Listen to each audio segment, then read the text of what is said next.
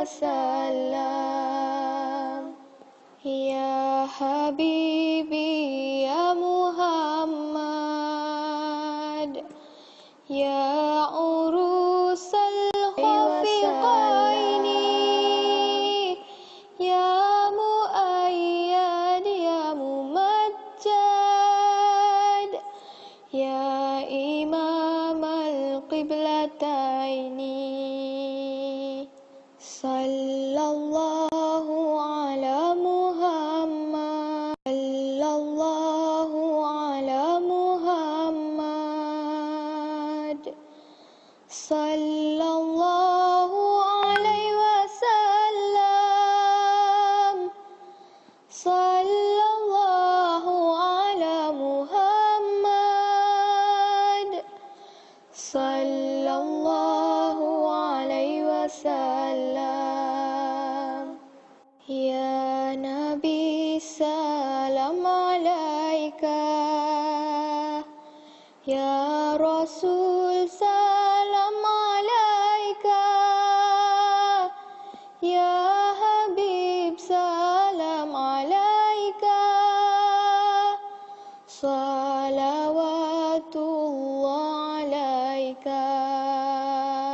صلى الله على محمد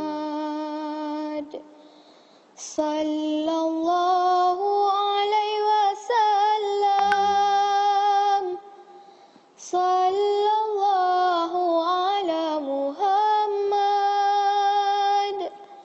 صلى الله عليه وسلم أشرق البدر علينا فاحتفت منه بدوره مثل حسنك ما رأينا قط يا وجه السرور صلى الله على محمد صلى الله عليه وسلم صلى الله على محمد صلى الله وعليكم عليه السلام وسلم. دكتور عبد الواحد. Okay, Bismillah ar-Rahman ar-Rahim. Okay, Assalamu alaikum wa rahmatullahi wa barakatuh. Let's begin. I would like to seek, before we start, I would like to seek your kind cooperation. If you can mute your microphone to avoid any noise or interruption during the events. In case if you have any questions or comments, maybe you can just keep it to the Q&A session, or else you can actually put it in the chat box. Okay, Bismillah ar-Rahman ar-Rahim, Alhamdulillahi Rabbil Alameen, wassalatu wassalamu ala Sayyidina Muhammad wa ala alihi wa sahbihi ajma'in. Respected Professor Dr. Shukran bin Abdul Rahman, Dean of Abdul Hamid Abu Sulaiman, Kuliya of Islamic Living Knowledge and Human Sciences, Dr. Kaboy Uthman Sulaiman from the Department of Fundamental and Interdisciplinary Studies, Dr. Zahid Zamri from the Department of Political Science, and also Brother Muhammad Zubair Awam, a fellow alumni from the Department of Political Science, and currently he is a lecturer camp program leader at the Segi Group of College. And Brother Ranga Tri Nugraha, a fellow alumni, hopefully I have pronounced your name correctly, from the Department of Political Science and currently the Chief Operating and Product Officer at Kobe Education in Jakarta, Indonesia. Other deaneries, members, academic, administrative staff, my colleague, my student, dear respected students, and all members of AHAS, KHS, and all viewers. Assalamu alaikum wa rahmatullahi wa barakatuh. My name is Abdul Wahid. I'm from the Department of Fundamental and Interdisciplinary Studies. I will be moderating this session, inshallah. A very welcome to everyone, and thank you very much for attending this session.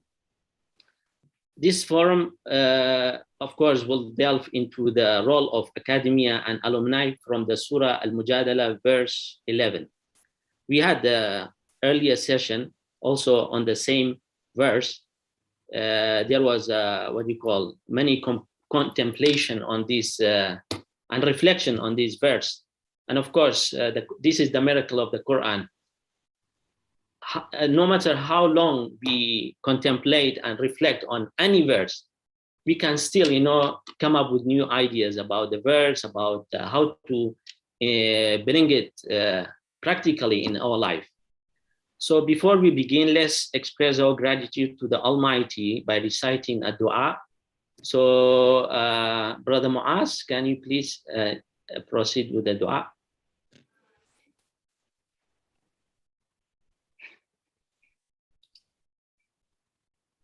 We have Brother Muaz supposed to read the dua. Is he around? He is. Yes. Please proceed, Brother Muaz. Oh, he cannot open his mic. Right. So anyway. It's okay. I've unmuted him. All right. Okay. Thank you. Okay. Assalamualaikum warahmatullahi wabarakatuh. Al-Fatihah. أعوذ بالله من الشيطان الرجيم. بسم الله الرحمن الرحيم. مالك يوم الدين. إياك نعبد وإياك نستعين. اهدنا الصراط المستقيم. صراط الذين أنعمت عليهم غير المغضوب عليهم ولا الضالين. بسم الله الرحمن الرحيم. الحمد لله رب العالمين. والصلاة والسلام على أشرف الأنبياء والمرسلين وعلى آله وأصحابه أجمعين. اللهم إنك خلق العظيم، إنك السميع العليم، إنك غفور رحيم، إنك رب العرش العظيم، إنك بر الجواد الكريم. Ya Allah, we express our gratitude to you, our Lord, for allowing us to attend the Ahas Al-Krashas Ibadah Camp 2021 on this morning. Ya Allah, Ya Rahman Ya Rahim, show us guidance and adjust our paths and ways to achieve success, happiness, and glory. Let us listen to people who like the good things and bring us to the good things. Prevent us from doing bad and evil things. Ya Allah, bless our life in this meeting and gathering and prevent us from harm and unfortunate event. ربنا عليك توكلنا وإليك أنبنا وإليك المصير. ربنا آتنا في الدنيا حسنة وفي الآخرة حسنة وقنا عذاب النار. وصلى الله على نبينا محمد وعلى آله وصحبه وبارك وسلم والحمد لله رب العالمين. السلام عليكم ورحمة الله وبركاته. Ameen ya Rabbil Alameen. Thank you very much, Brother Muaz.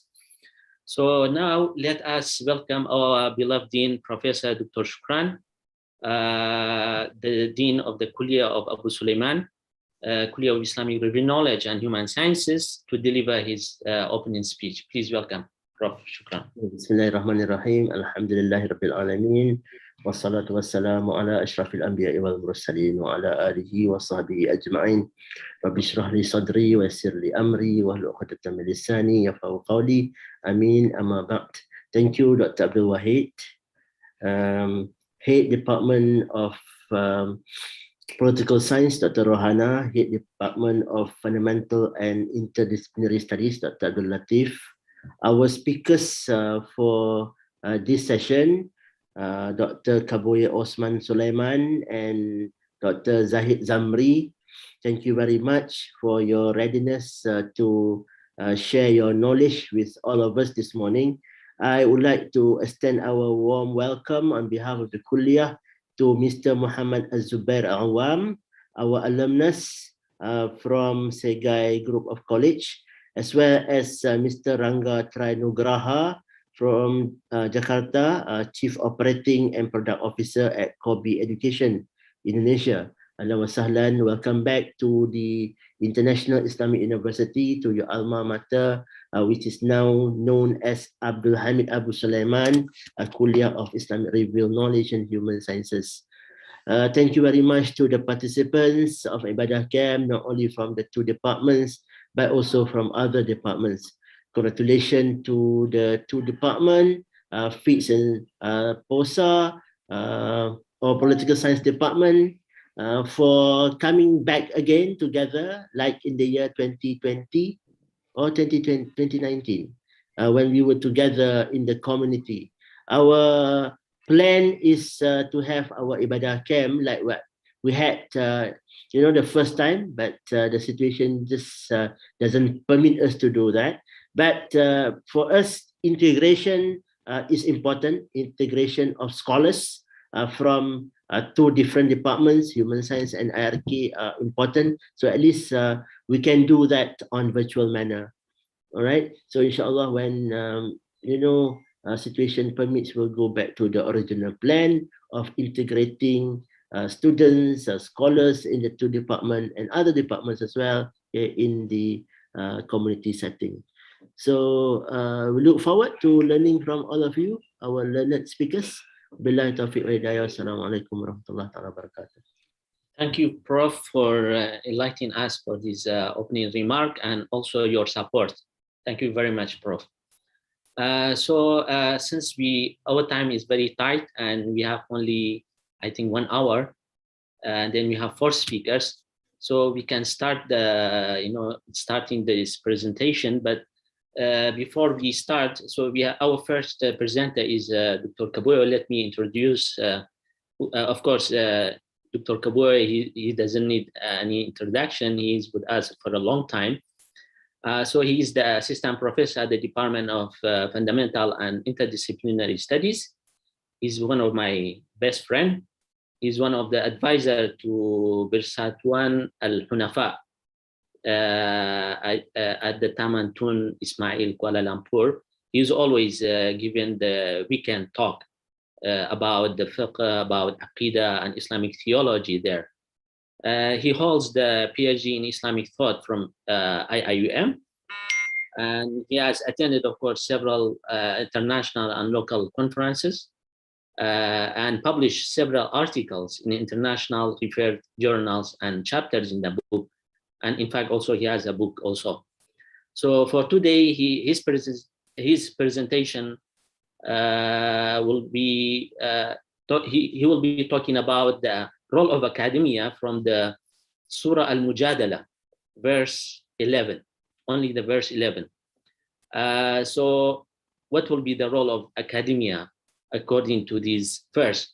So without further ado, I would like to call upon Dr. Kaboyo to enlighten us about this verse. So Dr. Kaboyo, you got 15 minutes. I will remind you, inshallah, 3 minutes before your presentation ending. Yeah, please, Dr. Kaboyo. أعوذ بالله من الشيطان الرجيم بسم الله الرحمن الرحيم الحمد لله رب العالمين والصلاة والسلام على رسول الله وعلى آله وصحبه أجمعين اللهم علمنا ما ينفعنا وانفعنا بما علمتنا وزدنا علما وارزقنا فهما وجعلنا اللهم في عبادك الصالحين برحمتك يا أرحم الراحمين. Respected Dean of the Kuliya of Ahmad Abu Sulaiman, Kuliya of Islamic Living Knowledge and Human Sciences, respected Assistant Professor Dr. Zahid Zamri, our dear brothers, Muhammad Zubair, Ranga Tri Nugraha, the moderator of this session, Dr. Abdul Wahab, our dear professors from the Kuliya, associate professors, our colleagues, doctors, and admin staff, if in case there is any here. Assalamu alaikum wa rahmatullahi wa barakatuh to everyone here. Assalamu. I thank Dr. Abdul Latif first and foremost for contacting me to request for my consent to be one of the speakers in this program. Alhamdulillah. Allah subhanahu wa ta'ala says, wa amma sa'ila fala tanhar. When somebody approaches you and asks or requests for something, don't refuse if you are able to have it. And Rasul sallallahu alaihi wasallam never said no to anything. And if not because of La ilaha illallah, the La Nahia, La, which means there is no, all his speech would have been Na'am. There would be no La in his speech because there is no La reported in the prophet's speech other than in the statement La ilaha illallah. Knowledge is an ocean, but even wider than an ocean. We can dive, but we can never reach the bottom. We can swim vertically, we can never reach the sea coast. And if we decide to dive, we cannot reach the seabed. Benefiting from other scholars is always beneficial. A person ceases to be an alim when he believes that there is nobody more knowledgeable than him. So we should always believe that there are many who are more knowledgeable than us, and everybody here is more knowledgeable than me.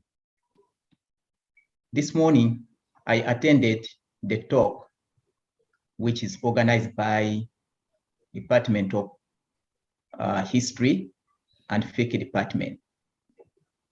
I enjoyed listening to Dr. Ahmad Basri. He highlighted issues.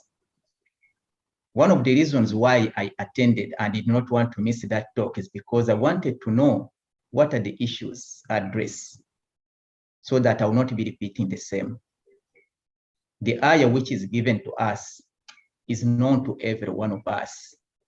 But as Dr. Abdul Wahid said in the beginning, one of the beauties of the Quran is that no matter how much you dive into the ayat, you will never be able to reach the ending.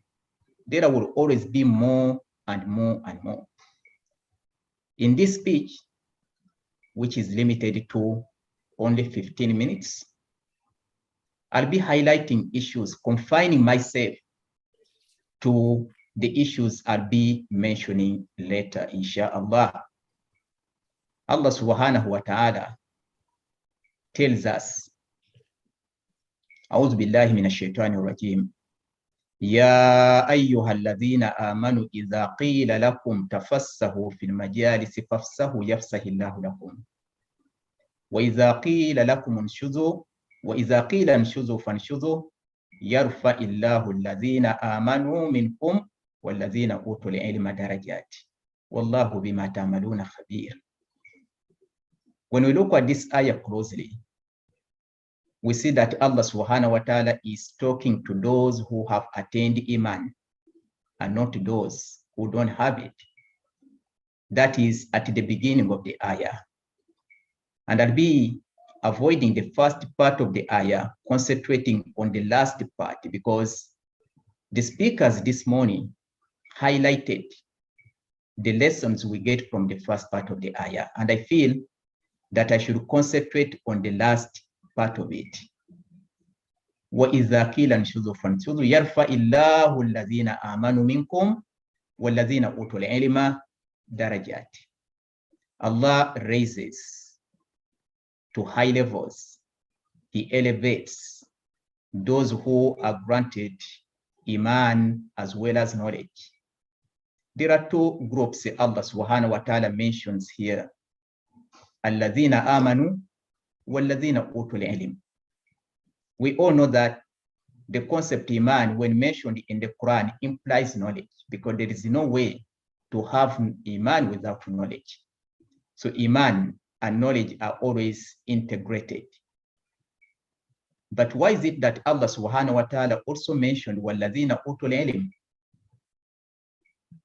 That is because Allah subhanahu wa ta'ala, when he raises to high levels, not only those who have Iman are elevated to the high levels, but even those who may not have Iman, but they have knowledge regarding the worldly matters, are also elevated to high levels in this dunya.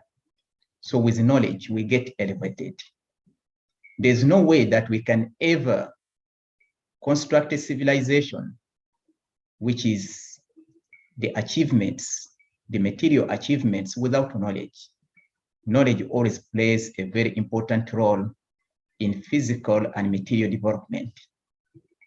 And without knowledge, there is no way that we can ever progress materially or physically. And that progress is always granted by Allah subhanahu wa ta'ala, because there is nothing that can ever happen unless it is granted by Allah subhanahu wa ta'ala. وَمَا بِكُم مِّن نِعْمَةٍ فَمِنَ اللَّهِ. So the physical development is one of the blessings of Allah subhanahu wa ta'ala, granted to both believers and disbelievers.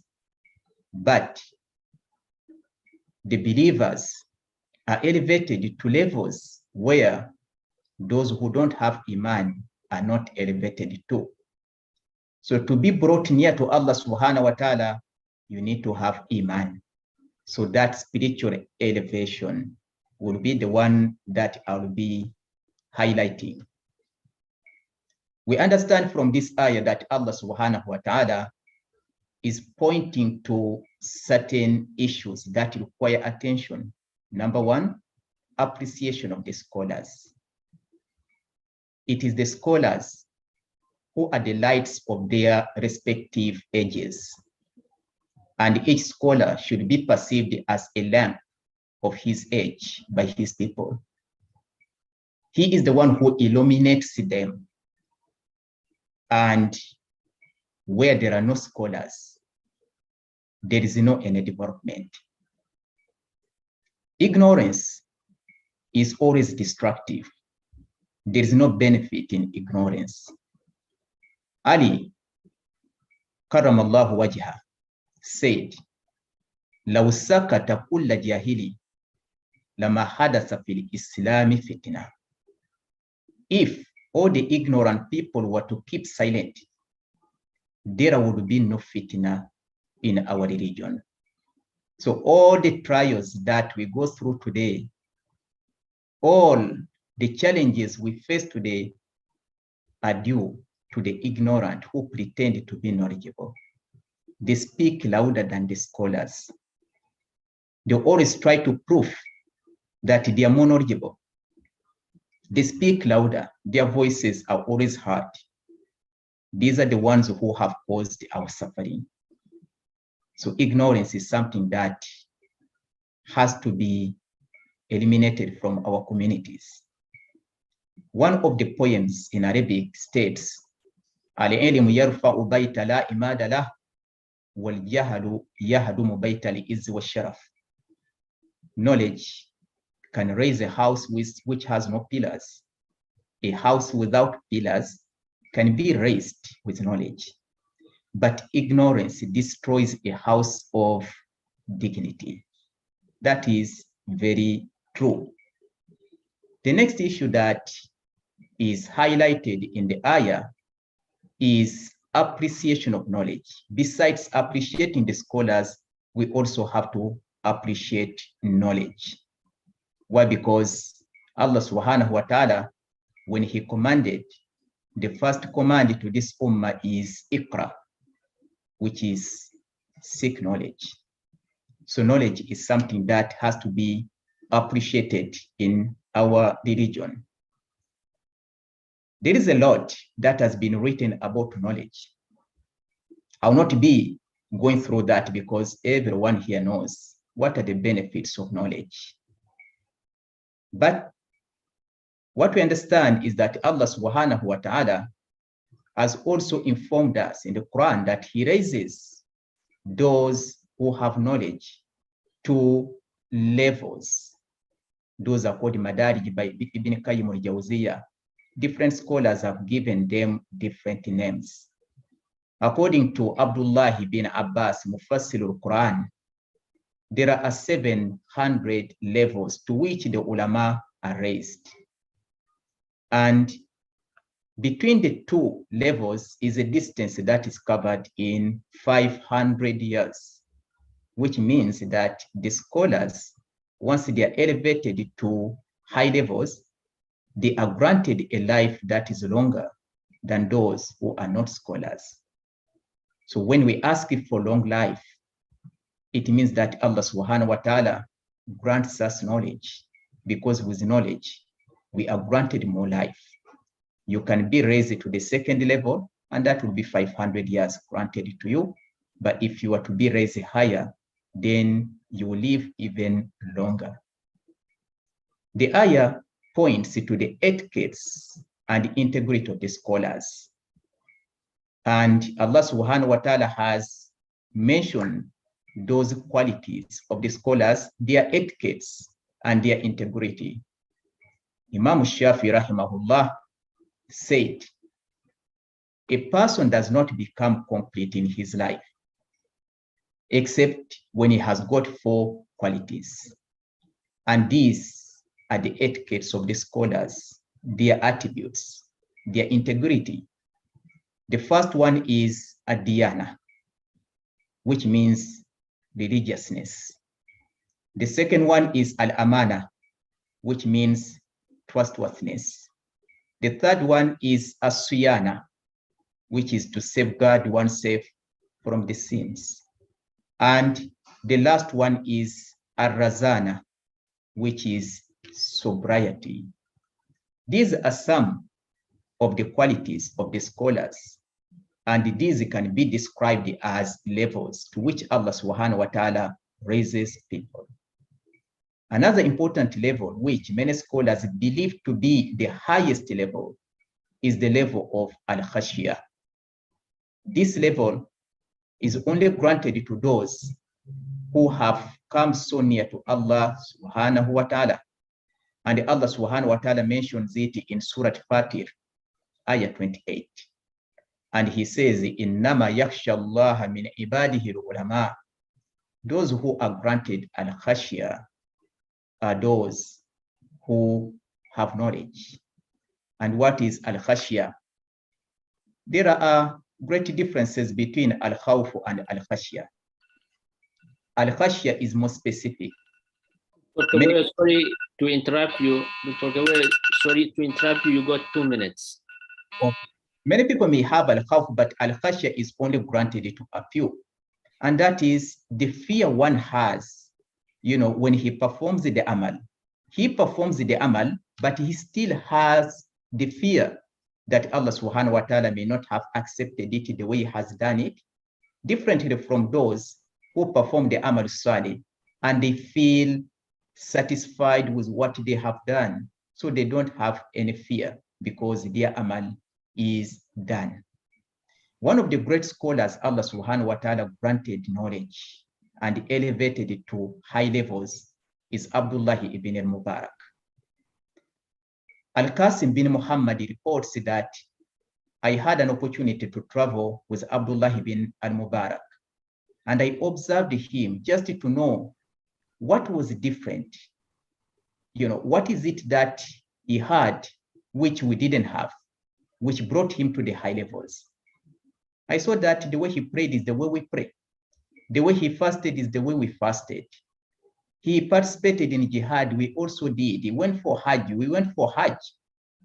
But then what was it that was so unique about him?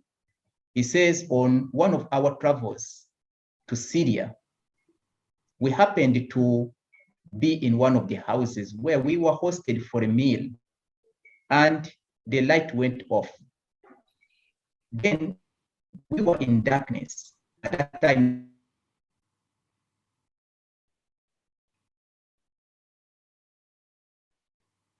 they started to look light. Then I got to know that during that time, he thought about the grave and its darkness. He thought about Al-Akhirah and its darkness. And that is why he cried. Such scholars were elevated by Allah subhanahu wa ta'ala to high levels where each one of us is asked to reach. Because of the time, of course, I will not be able to go through everything, but let me end with the story regarding Sulaiman bin Abdul Malik al-Amawi, who was one of the rulers during his time. Ibn Hazm at-Tabi reports that Sulaiman bin Abdul Malik approached him and asked him, why is it that we have the fear of death? We cannot enjoy our lives even though we have achieved these developments, you see. We are materially developed. Why do we still have that fear? We are well protected. He said, because you have beautified the life of the dunya, but you have not paid attention to the other life. And that is the reason why you fear to get into a house that is not decorated. So the fear of death simply indicates that one has not yet reached those high levels to which Allah subhanahu wa ta'ala raises the ulama. Because of time, I'll be ending here. And I pray to Allah subhanahu wa ta'ala that the knowledge we have will always elevate us to those high levels so that we get near to Allah subhanahu wa ta'ala. But the ayah has also told us to integrate the dunya, the knowledge regarding worldly matters and also knowledge regarding akhirah matters. So that is why ilm is mentioned as well as iman, which implies that both are equally important to us. But this does not mean that we are told to balance the dunya wal akhirah, because akhirah is everlasting while dunya is temporary. So we should pay more attention to al-akhirah because it will be everlasting. Thank you very much for listening. Wajazakumullahu kulla khair. Wassalamu alaikum wa rahmatullahi wa barakatuh. Wa alaikum assalam wa rahmatullahi wa barakatuh. Thank you very much, Dr. Kaboya, for the insightful and reflective presentation. It was very nice. What I got from this one, the real development is actually coming from Allah, whether it's spiritual, physical, environmental. So that's the real development. The real development, if there is no Allah, will be just empty.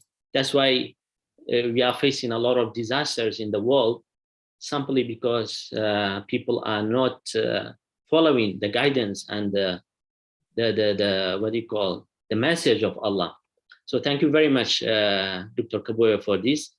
Okay, now let's welcome Brother Muhammad Zubair Awam. But before he starts, I want to introduce to the audience. So Brother Zubair is a fellow alumni from the Department of Political Science, and he is currently a lecturer at the lecturer camp program leader at the Segi College of a group college. So please welcome Brother Muhammad Zubair Awam. So he's also given us his reflection as alumni of the Department of Political Science. So let's welcome him. Please, Brother Zubair. All right. Is my voice clear here? Yeah. All right. First of all, Assalamualaikum warahmatullahi wabarakatuh. It's good to be back to IUM with the new names of IKHS. Abu Hamid, Abdul Sulaiman's IKHS. Right. Okay. First of all, respected deans, head of departments, fellow speakers, and then professor, doctor, and lecturers, especially my lecturers from the Department of Political Science. Some familiar names I hear. I have also my former supervisor here, Dr. Tukumoha, and I also saw Dr. Linda, Dr. Nomala, Dr. Rohana, and who else? I think the number is decreasing. I graduated in 2019 and the number start decreasing. Some of them already left us. So it's good to be here again for my alma mater to share a little bit, just to share my view, not only as an alumni, probably also I don't know whether to classify myself to be part of academia or not, because I just have around 4 years teaching experience in the IPTL. I've never been teaching in the, I never been in any UA or public university. So probably little things that I can share. But before that, let me share the slide first. I have this slide. All right. Oh, wait now. Yes, screen. All right. All right. First of all, everyone can see the screen, right? Can you see the screen? Yes, we can see. Okay. All right. So I sometimes I need to ask. Sometimes my laptop also. Some students, I just as a lecturer, sometimes when I share the things, suddenly students told me that also you didn't share anything to your screen. So I afraid also here the same thing happened. Okay. So my session today is more on reflections on the role of first as an alumni. The second thing probably as part of the academia also. Okay. So before that, this is my name given to me as such a long name, Muhammad Zubair Awam. And the name I think is very familiar to IUM. During my study, I even stay in the Mahallah Zubair. So that is how familiar the name to IUM itself, right? So to validate that I am the graduates of IUM, so here I put again all my metric numbers that I have since my CFS time until I also graduate for bachelor degree as well as the master degree from IUM. So this is as a proof before I speak a lot about the role of alumni or academia. Despite that, through my academia experience, I also teach and taught some of the private university. I started my journey as a full-time lecturer in Mahsa University for about 1 year. Then I moved about 3 years here in Segi group of colleges. And basically I'm in Kuala Lumpur. There are 4, but I also cross teach other campus. So I also doing a part-time lectures in some college, for example in College Perdana, YTL College, Star UC, and not to forget our specials university, which I am as a part-time for leaderships. Okay, so this is my background, the little things that I can share before we go further, and to show to break the ice again. So this is my picture to show that I'm a student from the Department of Political Science in front of the department before the department being merged last time. So this is the validation. Okay, so this if that's not enough, probably I just take a picture in front of the department. This is the last examination that I attended, the picture. So I don't buy any certificate. Okay, so and then this is my graduation's photo for the degree, and then this is my graduation photo for master degree. And I think after that is access granted for me to talk, right? Okay, so first of all, we are today guided by the Quranic verse, which is Surah Al-Mujadilah, which is Surah number 58, right? Verse number 11.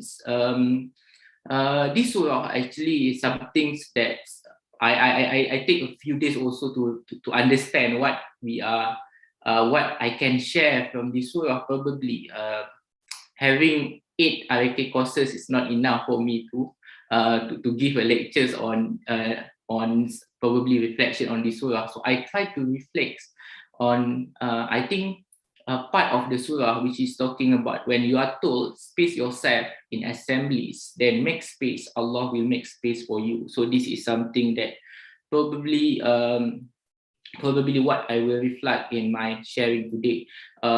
So I think space yourself here, we are talking about 2 sides. Okay, the first one is from the side of the teacher or the side of the what you call the preacher, the teachers, the lecturers, the academics side. And make space also, we can understand it from the angles of the students. Okay, so from the teachers, what are the things that we can reflect, especially when we try to understand at the role of academia itself. And from the students, we can say that although I'm alumni, the process of learning is something that is continuously happen. Okay, regardless whether we are in the university or outside of university, it is until our last break. Okay, we will still in the process of learning. I also sometimes, as a lecturer, for example, I learn a lot from my students. So space here, what I'm not interpreting the whole verse or whole ayah. Okay, but what I'm trying to reflect here is on the matters of how we can understand the role of every one of us in the process of learning. Okay, and it will be reflected by me today from the angle of as an alumni and as also part of the academic itself. Okay, so what will guide my presentation, not presentation sharing. Okay, presentation already ended when I have my certificate. Okay, so how to flourish the knowledge from my perspective. So we understand the word knowledge itself is very broad. I still remember when I enrolled to IUM, the first topic that I learned in CFS, basic theme of Quran is on the topic of knowledge. So when we talk about knowledge, is something that is endless. Okay, there are numbers of branches after it, and even that it takes probably a number of years to discuss on the concept of knowledge. But there are two things that I would like to highlight today, which is the first one. I would like to talk about making knowledge accessible for the public, meaning that the knowledge is not only circled or it's not only surrounded in the university.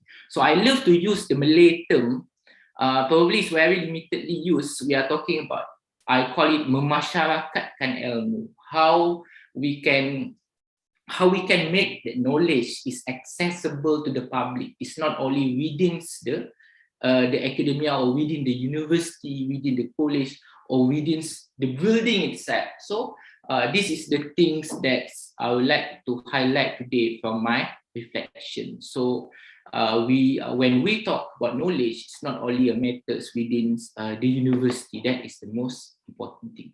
And I think as an alumni also, it's important for me to reflect on how knowledge can attach to the career, or what I call here magneting. Magneting means that there are positive and negative. So it can be synchronized. It can be what you call, it can be related to the future career. So this is the two things that guided my sharing today, the short sharing today.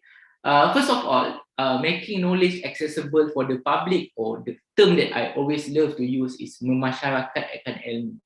When we are talking memasyarakatkan ilmu, the word memasyarakatkan, I found it in USM. There's a word memasyarakatkan university, meaning that as a students in the university, the duty of the student is not only within the university, they should engage with the public or with the community through the collaborations, etc. I also found the word memasyarakatkan ilmu in USIM also, where they are looking at how the subjects can be related to can be contributed for the development of the community. But what I'm trying to say here is memasyarakatkan ilmu or making knowledge accessible for the public. For me, this is something that has to do with the academic as well as alumni. So what are the things here? We are talking about the physical connectivity versus knowledge connectivity. We understand that today's, whatever we are living in the modern world, we are talking about the physical connectivity, meaning that whether we got this facility or not, But I think rather than look at the physical connectivity or the facilities, the access to information, etc., we also need to talk about the knowledge connectivity. What is knowledge connectivity? Meaning that whatever the students or whatever the students learns in the university, it must reach the community. The knowledge should not only we call in bahasa berlegar, or it's not only surrounded the university. We need to ensure the knowledge reach the community according to their level of understanding. Okay. So what we can do is laymaning. This is the term that I try to what you call to simplify the thing. Laymaning the concept and theories. For example, when the students attended a particular course, for example, when they go to publics, when something has whatever they learn is related to the issues or situation or problems that happen in the society, they are able to understand whatever knowledge they learn in the university and apply it to the community. Not only apply, but inform the community in simple terms, for example. During our time, for example, I don't know what the current syllabus here now, okay? During our time, we learn about political philosophy. But political philosophy, political thought, the name of the course. Political thought 1, political thought 2. I still remember both with Dr. Khairil, no longer here, right? So how we can apply all the knowledge or the thoughts, the political philosophy that we have in that class for the purpose of the public, for example. How we can apply the theory, for example, the concept, the theory, for the purpose of benefiting the public. Okay, so in this case, we are looking at how the knowledge not only limited within the university. So what I'm trying to say here is we can have the modern platform, this is the situation that we have today. So back to the verse in what you call in the Surah Al-Mujadilah just now, which is make a space. So space for me here, the understanding of space of knowledge is no longer conventional like what we have in the past. For example, in the past, when we want to attend some things, the lectures, the sermon or anything, we need to be physically there. But now I think to share knowledge is quite convenient. Nowadays we are talking, everyone can be a content creator. Everyone can be the writer. Everyone can be the producer for any things that they learn. Okay. So for example, right now, we understand that living in Malaysia, the political literacy, I try to relate within my area. The political literacy itself is very low among the people, okay? Especially the younger generation. How we can ensure they have a high level of political literacy, for example. So this is how, as an alumni, or it can be also the academics, how we can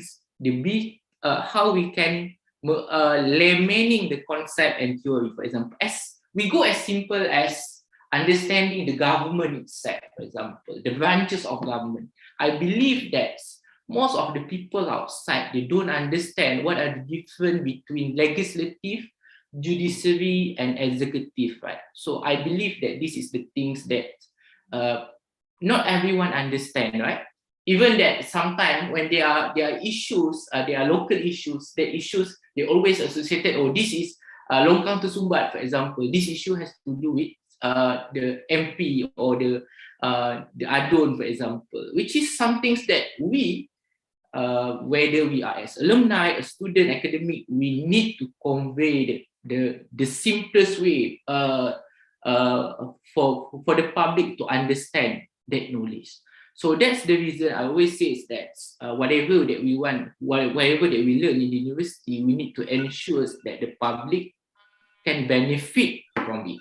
Okay, how the public can benefit from it, we cannot explain to them about the theory of Montesquieu, for example, the separation of power, but we can make them understand, for example, as simple as the branches of governments, how what are the difference between legislative, executive, and judicial. So this is guiding them, especially now we are moving to lowering the voting age, for example. How we can ensure that the public really have a the right political literacy, for example. So I think this is something that is not only the duty of students, but also the alumni, the academic also, to ensure they really understand. Yes? Sorry to interrupt you. 1 minute. Can you please summarize the, how many minutes did I have? 1 minute. 1 minute. Okay, sorry. Yeah. Okay, so here, so I look at also how the social media itself, for example, functioning in the process of conveying the knowledge, for example. We can say that, for example, TikTok, I think that is the best way to reach the people outside nowadays, for example. We can consider the social media as a house of wisdom, or we can consider as Las Vegas, for example. Why I say like this? We can benefit from the social media. You can consider that, is it the right platform for you to convey the informations, or you want to consider it as something that is negative. So I also look at the pandemic itself really help us to provide knowledge. There are numbers of webinar. Probably in the past, we always think that when we want to seek knowledge, we need to be physically there, stay in the hotel, for example, to attend seminar, etc. But now that trend's already moving. Okay, the last part, okay, if we can add another 2 to 3 minutes, we are talking about the magneting also, the knowledge to the carrier. So what we are what we need to acknowledge the reality. Most of our graduates today work not within their disciplines of knowledge. Some of them work in the bank, or in the some of them works in the customer service. So this is the situation that we are facing nowadays. So how the courses can be reflected in their career? So that is the question. What they learn in university, how it helped them in their career. So in this case, I always believe that in terms of assessment itself, this is my angle as from my angle as a lecturer. So the assessment itself in the university, for me, it should balance between two sides. The first one is incremental to the discipline of knowledge, meaning that criticism, analysis, reflection on the body of knowledge itself. And the second one, how the course, for example, when they are doing presentation. I always believe that when sharing knowledge, presentations should not be limited in the class, but we should convey the informations to the public. So how we can do that? We use the social media. So the presentations should, or the knowledge should reach the public. So indirectly, it builds confidence and engagement within the social space also. Okay. So I think as an alumni of IUM, the most important thing is we have triple IC. That is our that is our vision lah. In Malay we call it keindukan di situ. Okay. So this triple ICE actually helps the graduates to survive in their career. I don't know whether you realize or not, but we in terms of internalization, for example, the language itself help our graduates to survive in the industry. The Islamization also, we know this is in terms of spiritual when they go forward. So this is some things that I would like to say that the moment students going out, when they're looking for the career, I think this is some things that we have to do. Like for example, when the Plato talking about the philosopher king, this is the real cave for our students or for our alumni, in order for them whether they are able to survive or not within the society. And how alumni may help, this is the last thing. So I think the collaboration, whatever that we have as an alumni, it should improve the body of knowledge. For example, we share the recent trends and development, for example, for the purpose of improving the quality of the academic also. For example, this is some things that also help the current students in understanding about the future job market, for example, future trends. So they are ready when the moments they are going for work. I think that's all from me. Sorry for taking extra time. Okay. Thank you very much, Brother Zubair, for such a thoughtful presentation. I really benefited a lot. I like your word, min mashrakatan ilmu. So I think whether we like it or not, actually, we are facing uncertain future. In uncertain future, the only thing we can do is we need to share the knowledge, make it open to public, not only to stay in the campus. Actually, we have to, because there are many platforms actually, and also there are many ways So we need to design a course in a way that actually to make it open to everyone. Like David Price in his book, Open. In his book, he wrote one book, the title is Open. So in that book, he actually discussed about this one. In order to survive in the future, we need to make the knowledge public. Let everybody know what they're supposed to know. They have to learn what they're supposed to learn. So thank you very much. You're welcome.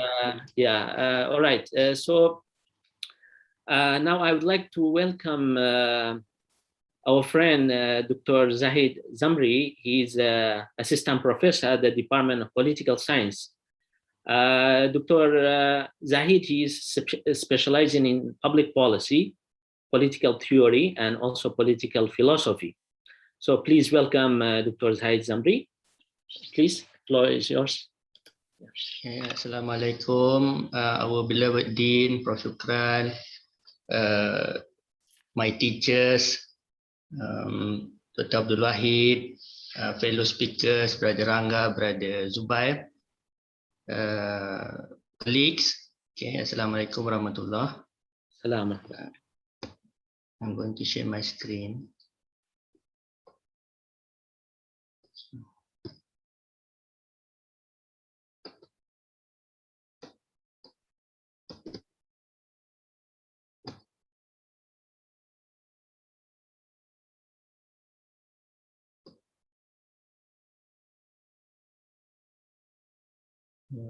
So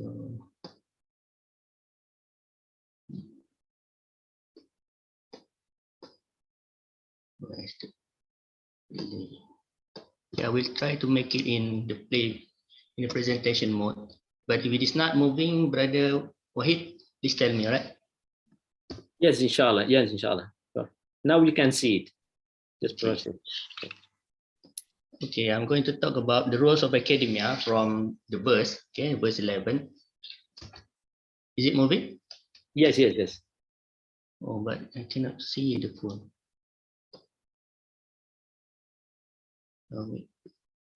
Okay, introduction, the treason of intellectuals. Right, among the Western scholars, they studied about this treason, the so-called treason of intellectuals, these Western scholars, right? For Julian Benda, for example, intellectual as an elite. I can't see the whole screen. Wait. But we can see your presentation clearly. Oh, yeah, I can move this one. Okay, elite exclusive group that should be detached from the society. So, yeah, should be detached, elite group, according to Benda, according to Bellamy. Intellectuals in a deep dilemma when it comes to the question of whether to join the people's struggle or to stay outside the so-called mundane matters. So whether to join or not, okay, to be involved with the society or not, to bring up their voices or not, all right? According to Edward Said, we must not succumb to a particular paradigm, be it trendy or not. If we succumb to any, amongst the intellectuals, if we succumb to a particular paradigm, okay, whether it is a trendy or fashionable paradigm right now, for example, postmodernism or whatever, then already we committed the treason of intellectual. All right. According to Molnar, another scholar, once intellectuals started to teach their own ideological paradigm to their students, it is already considered that they have committed an act of treason of the intellectual. All right. This is much more sensitive. Once you started to teach your own ideological preferences to the student, then you have already committed the treason. All right. But these are all the views taken from the scholars. They like to study the political sociology of intellectuals. Okay. Okay, I'm going to reflect on the surah, on the verse. Okay, right now, I have two translations. First by Hamid Aziz. Okay, here it mentioned that, oh, you who believe when it is said to you, make room in your assemblies, then make ample room. Allah will give you ample then. And when it is said, rise up, then rise up. Allah will exalt those of you who believe and those are given knowledge to a high degree. Okay, this is one of the translation. Another translation by Sahih International. Or you have believed more or less, of course, the same. When you are told, space yourselves in assemblies, then make space. Allah will make space for you, for us. Okay? And when you are told arise, then arise. Allah will raise those who have believed among you and those who were given knowledge by degrees. Right? So my reflections on this verse. Okay, polymath and or interdisciplinary, to be or not to be a polymath or an interdisciplinary scholars. Okay, I divided the verse into 3 parts. Okay, this is the first part. Or you have believed when you are told space yourself in assemblies, then make space. Allah will make space for you. Okay, I'm talking from the perspective of as an academic intellectual. So academic intellectuals need to widen their horizon of knowledge in different fields. Okay, make space, right? Create rooms for collaborations amongst scholars of different specialization, meaning to say space yourself, right? This is my reflection. Okay, we need to be more collaborative among each other, and in terms of our own knowledge, also we need to widen, okay, our interest, okay, to become a polymath, perhaps, right? We had many Muslim polymaths, okay, across the world. They had the Christian polymath, right? So yeah, my reflection is this, and then in return, Allah will make space for you. Inshallah, we will be rewarded. Okay, if we widen our horizon on this. Okay, learn from one another, not only between academic intellectuals, but also amongst the laypersons, intellectuals, right? For example, the peasants, the carpenters, fishermen, because all of them, they too, so to speak, are intellectuals. In order to plant a tree, you need to know when to plant it, what kind of soil, okay, how many water, right? Freedom of intellectual discourse for everyone, and therefore we need to encourage freedom of intellectual discourse for everyone, okay, involving all of these people. Okay, all right. The question of, okay, for example, the question of ontology. Okay, because my head department, she asked me to talk something about a little bit of my background. I'm not that transdisciplinary yet, but I did take a diploma in computer science before, right? So yeah, I can see we can apply, right? For example, in computer science, we can use the programming language, for example, Prolog. I used Prolog before. Okay, to talk about ontological definition. For example, if we in human sciences, we always talk about the ontological definition of a concept. Okay, for example, Gramsci's organic intellectual, that one I did. Okay, Al-Ghazali's golden mean, for example, Al-Farabi's virtuosity, etc. So those people in computer science, perhaps they do not know about this, about the definition, the concept, the attributes that are available in these concepts. So we can collaborate with them because the logic are the same. Okay, when you program a language, a computer software language, for example, it is more or less the same. Okay, they also talk about ontology, how to create an avatar, for example, in the cyberspace. In return, you can also create an expert system. All right. So these are the things in computer science. So they may be lacking in terms of that. So we can, okay, it is not that difficult to learn of this programming language, right? It also can lead to AI and everything. Yeah. So this is one that I did before, the ontological definition of a strategy, organic intellectuals of public academic in conservative liberal semi-democratic polity of 2008 to 2018 Malaysia. So these are the coding that I created before, but I'm not going to explain it. I just want to show, okay, how we can incorporate our concepts that we learn in human science, that we know in human science, and we can translate it to this programming language. Okay, the second part is about authority. Okay, the second part of the verse, okay, about authority specialization. And when you are told arise, then arise. Okay, what does it mean? Okay, it means to respect. Okay, to respect, to recognize other scholars' authorities, specialties in respective field. Okay, today when I was driving, I saw my school. Okay, back then, okay, I was schooling there, and yeah, I saw the students.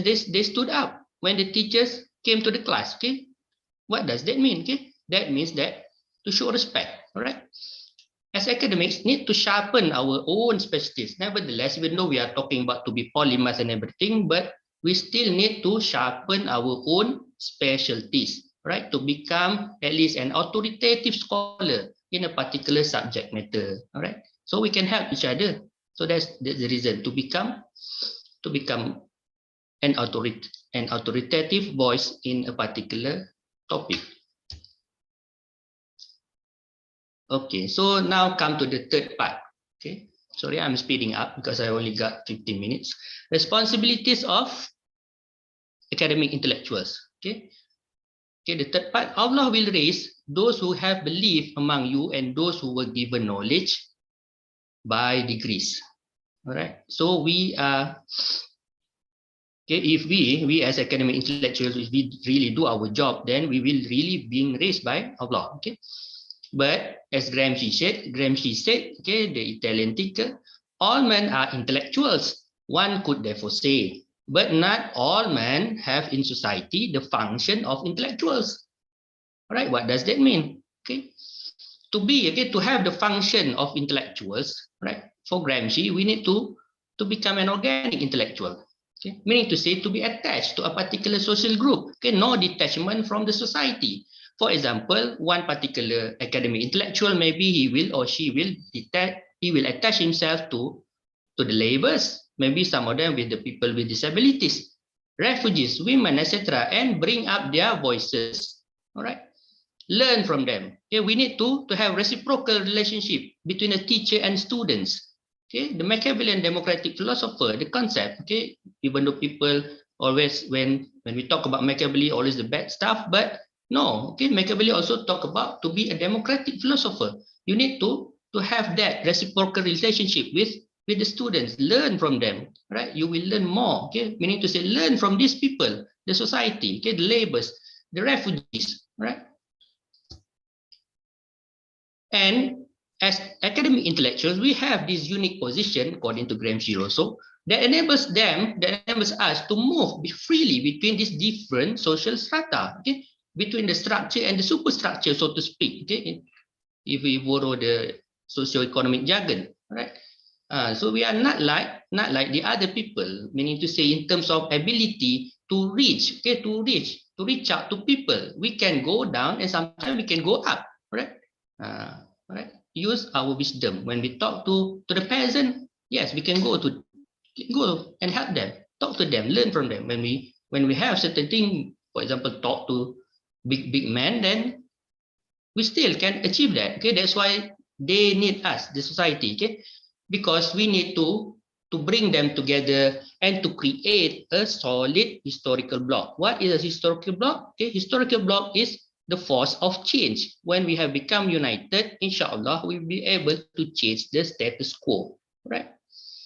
And we must do the war of position instead of war of movement, right? We do not go for war physically, but we are at war, okay, by using our position, the position that we occupy right now, right? As academic intellectuals, so use our position and go for passive revolution. Okay, as opposed to the active revolution. We do not go to the street, but we use education. Okay, we write, all right, to change the society towards the betterment. All right. So yeah, this is the reference. These are the references. I think that's it from me. Okay, that's my reflection of this verse. Okay, I hope I'm within the time limit. Okay, thank you everyone. Okay, all the good from Allah, all the bad things from me. Okay, comes from me. Okay, thank you. Thank you very much, Dr. Zaid. Actually, you still have a few minutes, but it's okay. To recollect your points, the transdisciplinary and interdisciplinary.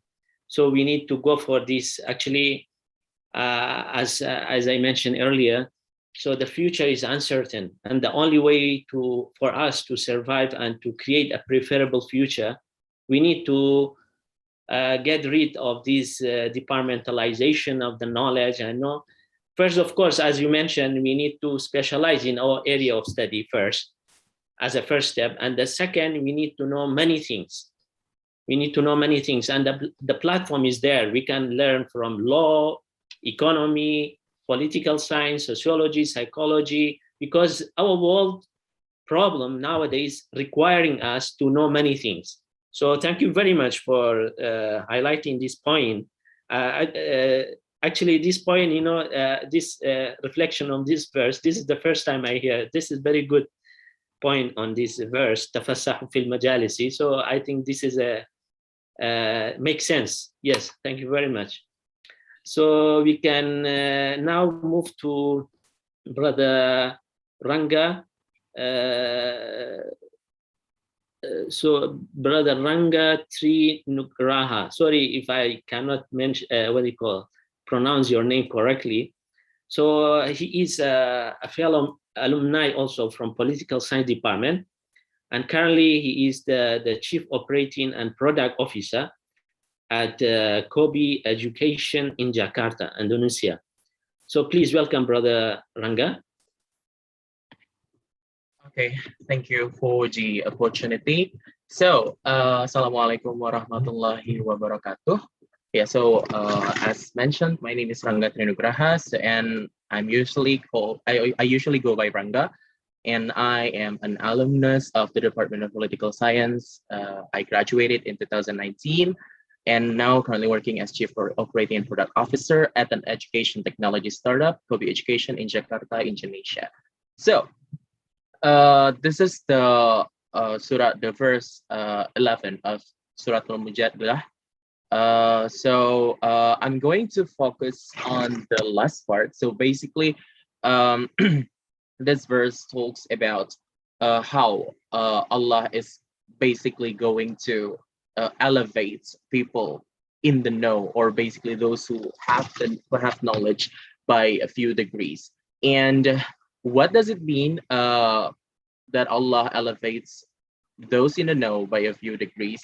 Well, according to my understanding, according to my contemplation, it's about how people around us see us as having quote unquote more authority on many things. For example, I'm going to talk about my experiences on on basically how the society involves me to be involved in those roles.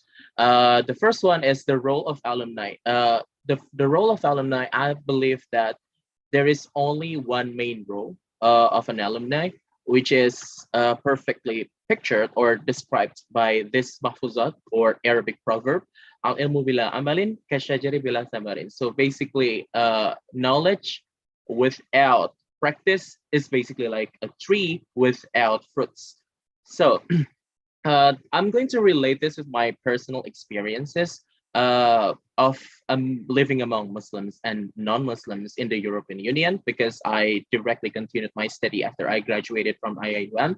And then also I'm going to relate it on my experience among the general public in Indonesia. First, among non-Muslims and Muslims, among non-Muslims in the EU, I believe that my personal experience have been about dialogue and understanding. So for your information, I directly continued my study to Corvinus University of Budapest in the city of Budapest, the capital of Hungary, Eastern Europe.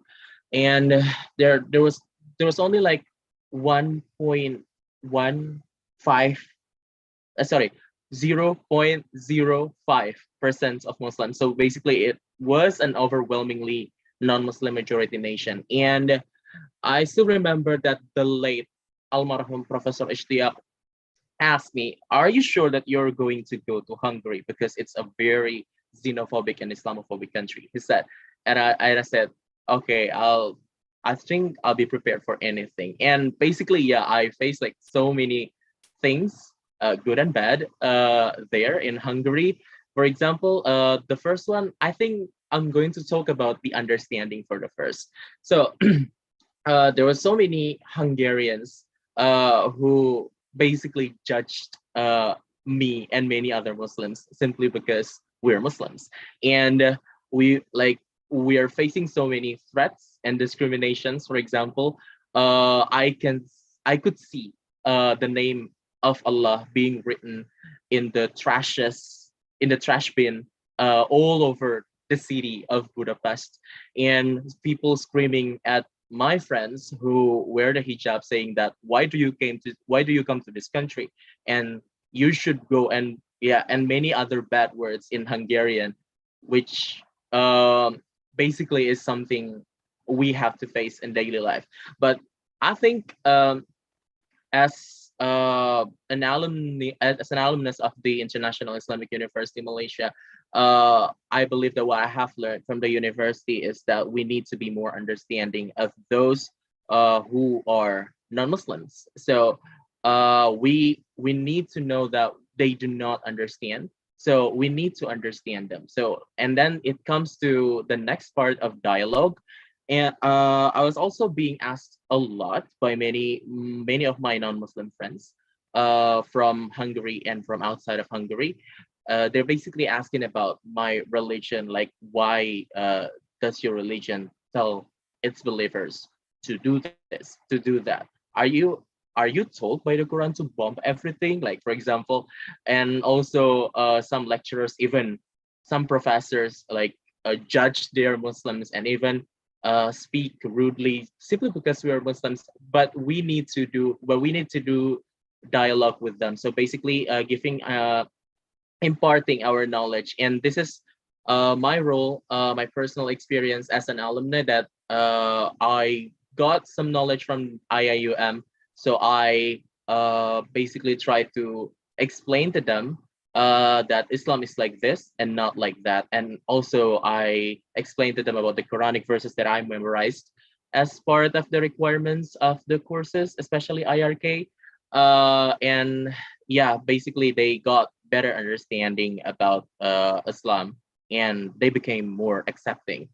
And next is among Muslims in the EU. So my personal experience of um practicing mal knowledge among Muslims in the EU is there are two things. The first one is socializing halal lifestyle, and the second one is support system.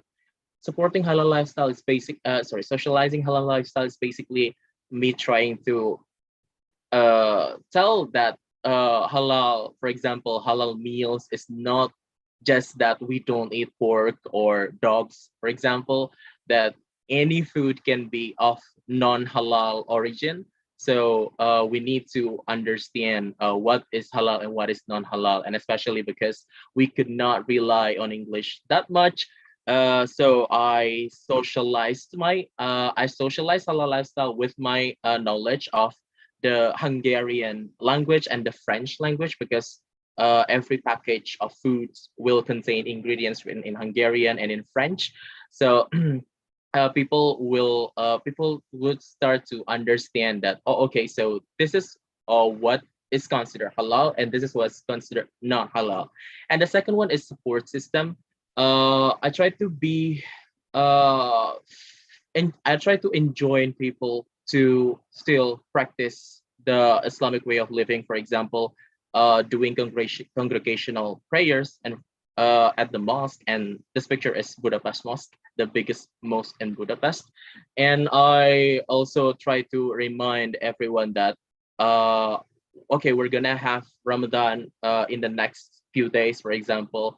How about we gather and do some like congregational prayers to welcome the holy month.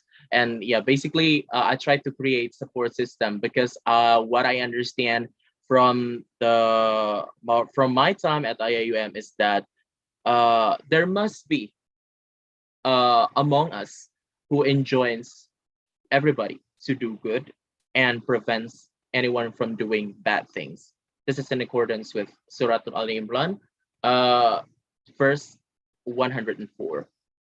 And among the general public in Indonesia, my role of imparting knowledge has been for example, becoming the chief operating and product officer at an edtech startup. So basically, I've been contributing to make space for knowledge, to borrow the previous speakers' words. So I also believe that nowadays we no longer require someone to be present in at a particular place in order to attain knowledge. Like, I believe that nowadays, especially with all the facilities that we can get knowledge from the comfort of our home, even when we are laying on our bed, for example. So that's what I've been working on with my team. And then the last one will be teaching and training 3,000 plus people in the past 5 years. So this is not necessarily started from my alumni status. So even when I was still a student at IIUM, I've been teaching people because I believe that knowledge requires practice. And if we do not really practice our knowledge, we're gonna lose it, or even at least forget it. So yeah, so that's what my reflection from from Al-Mujadalah verse 11.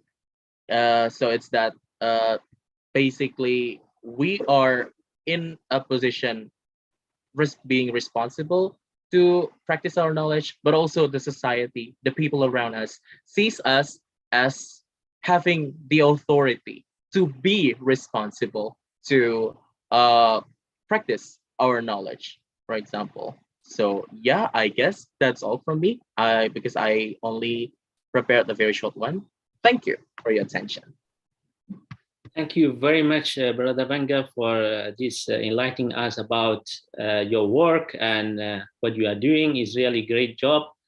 And I believe that, of course, there are many thousands of our alumni scattered around the world doing a great job. I remember one of my friend, his name was Brother Asuma.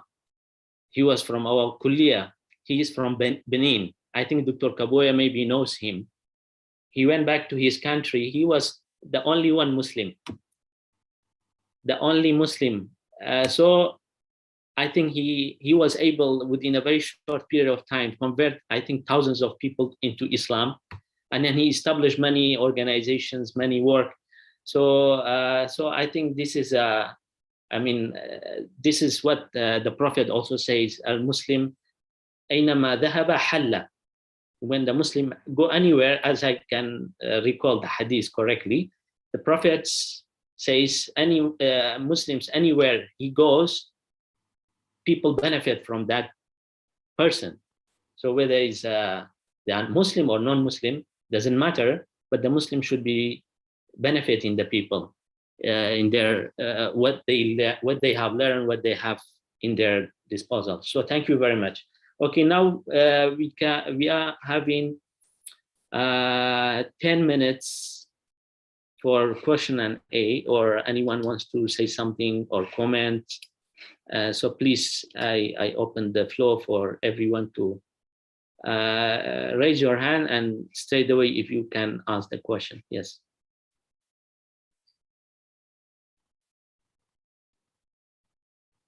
Or any reflection, maybe you can have something you want to say, please. Dr. Abdul Hamid, yes, please. Assalamu alaikum. Thank you, Dr. Abdul Wahid, for moderating this wonderful session, and thank you for all the presenters, panelists, mashallah, this morning. Wonderful and fruitful discussion. I just wanted to say about Surah Al Imran. Many times people pronounce it as Ali and then Imran. It is not two names, Ali and Imran. It is Al Imran. Al means the family of Imran. Yeah, so this is a small comment. My real comment is about, subhanallah, when talking about politics or political science, to reflect on the ayah 11 in Surah Al-Mujadala or Al-Mujadila. So it has three names: Al-Mujadila, or Al-Mujadala, or Surah Qasami' or Qasami'a. Usually people, when judging others, they judge them based on the material value. Like, for instance, the body structure or body strength or physical strength, beauty and handsomeness, social status, wealth and property. But in this ayah, Allah is talking about يَرْفَعِ اللَّهُ الَّذِينَ آمَنُوا مِنْكُمْ وَالَّذِينَ أُوتُوا الْعِلْمَ دَرَجَاتٍ. So in politics, if you misuse your power or abuse your power, the ayah will tell you, be careful. as an academician, don't be like the politicians. So the political scientists should not be like the politicians who are oppressing their people. And also in Surah Yusuf, verse 76, Allah talks about a similar idea. نرفع درجات من نشاء وفوق كل ذي علم عليم. We elevate in rank whoever we will.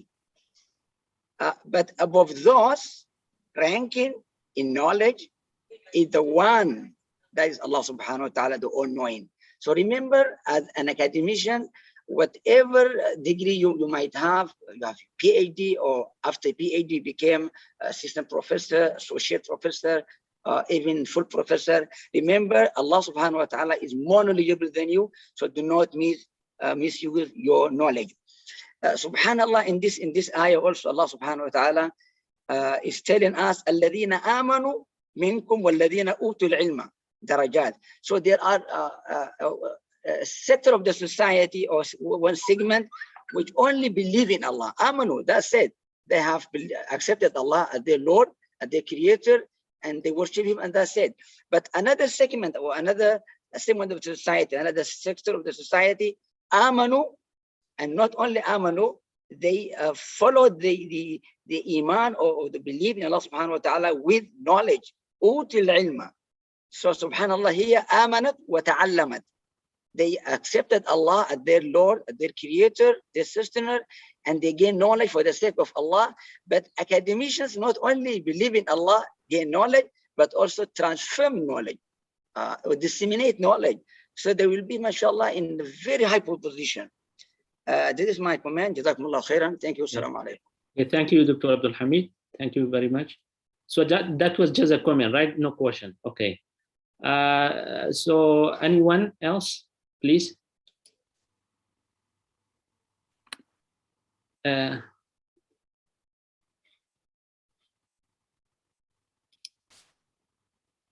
Yes, Dr.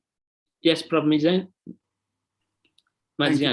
Yeah. Assalamualaikum, Professor Shukran, Mr. Chairman, Dr. Jalal, and colleagues and former students of IUM have done very well for themselves. Congratulations, Mabruk, Tanya, bravo. I want to raise a bit of a rock the boat a bit. I feel that far too long, we who call ourselves academics always like to over-dissect, over-analyze what knowledge is.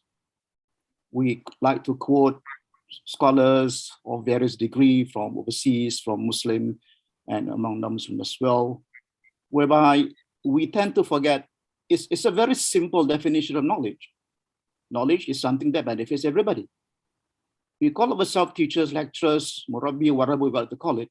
It's just a technical name.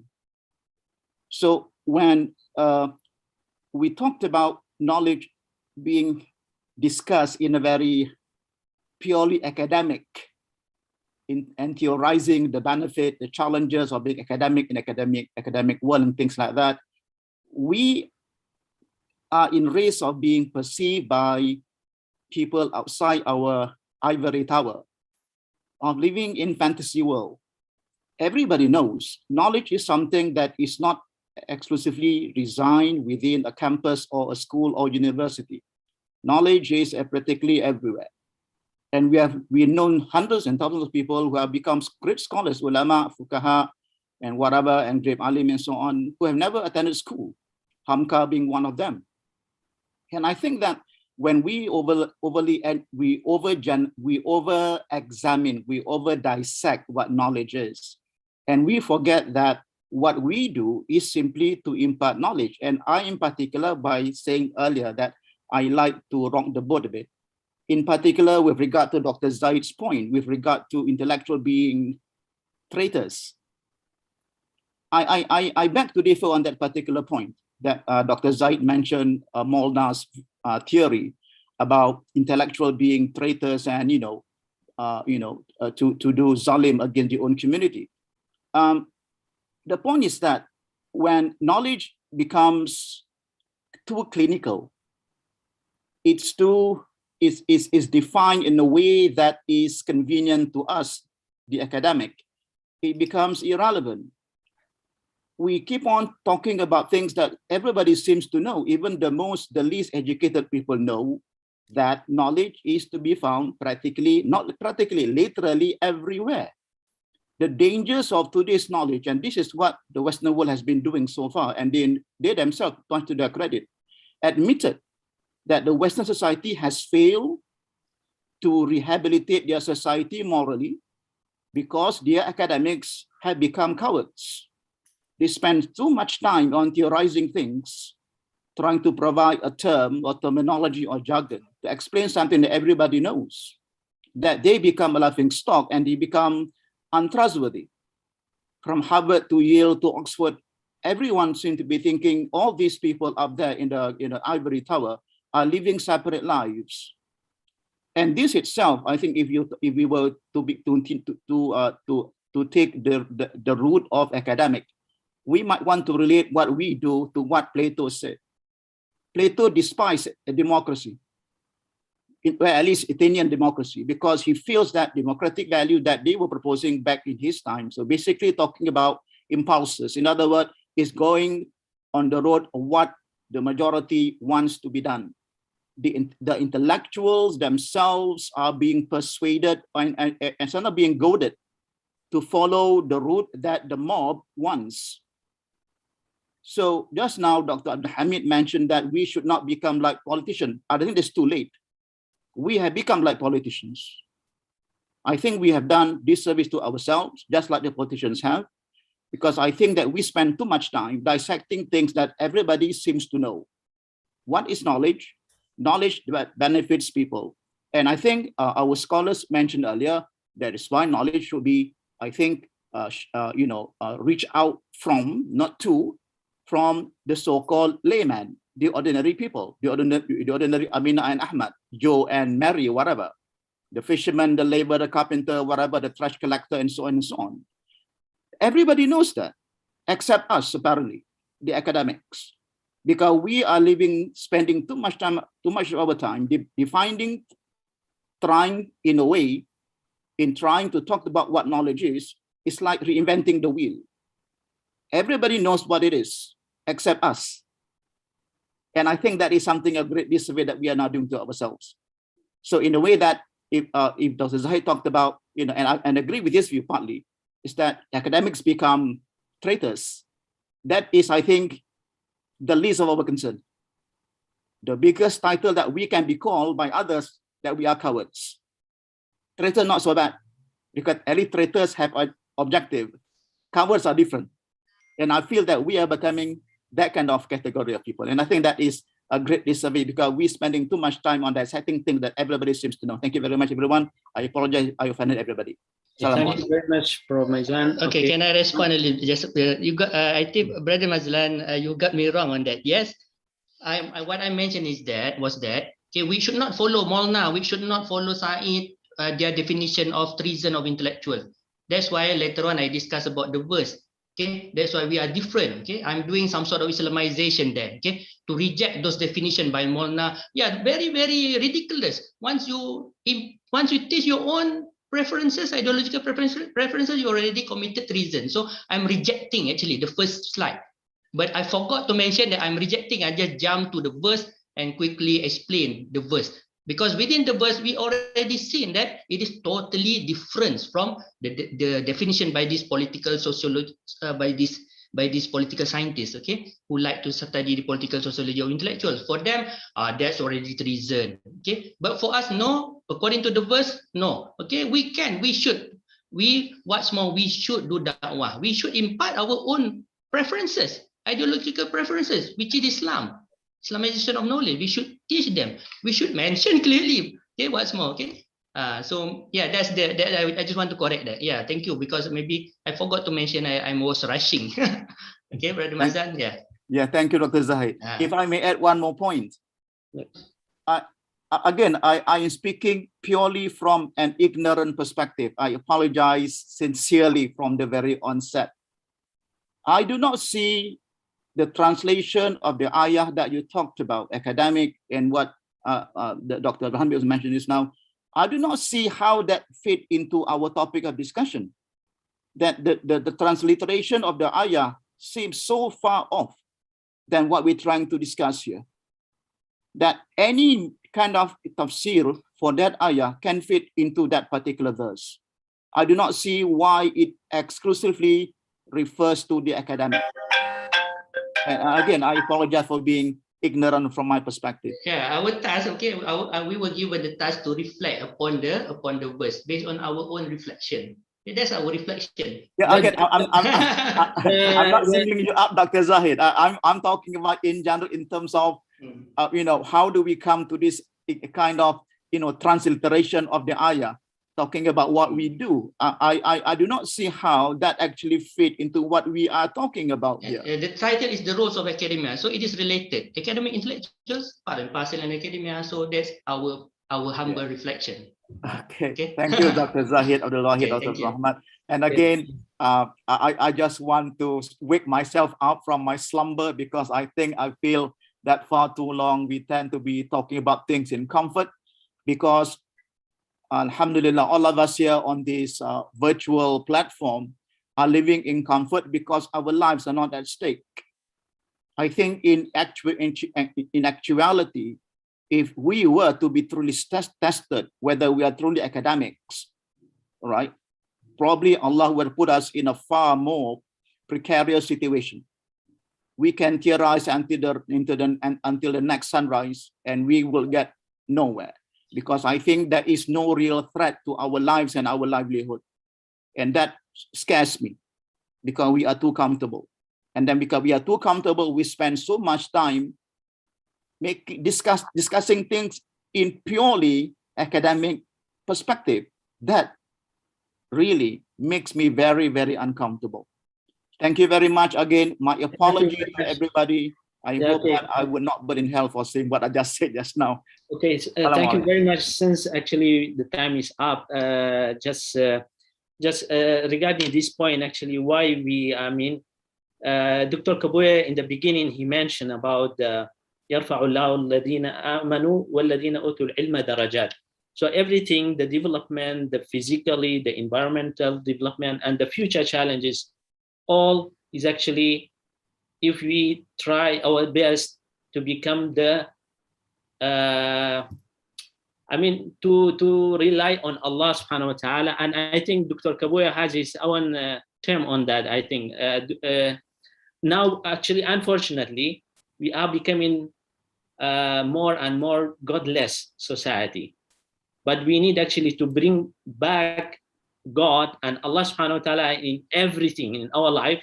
Then if inshallah everything will be fine, the things will be fine. So maybe with that we can end our discussion for today. Sorry, just because the time is very limited, and I would like to thank you very much for attending this session. First, I would like to, of course, thanks Prof. Shukran. I would like to extend our appreciation to him for staying with us until the end, and also thanking all the speakers. Hopefully we can have the same sessions, and next time we can sit together and in more details to discuss such important topics. It was just a reflection today, so inshallah maybe in the future each team can be picked up and we can have a seminar or perhaps a conference on that. So thank you very much. May Allah bless all of you. So let's end our discussion with the Tasbih Kafara and Surah Al-Asr.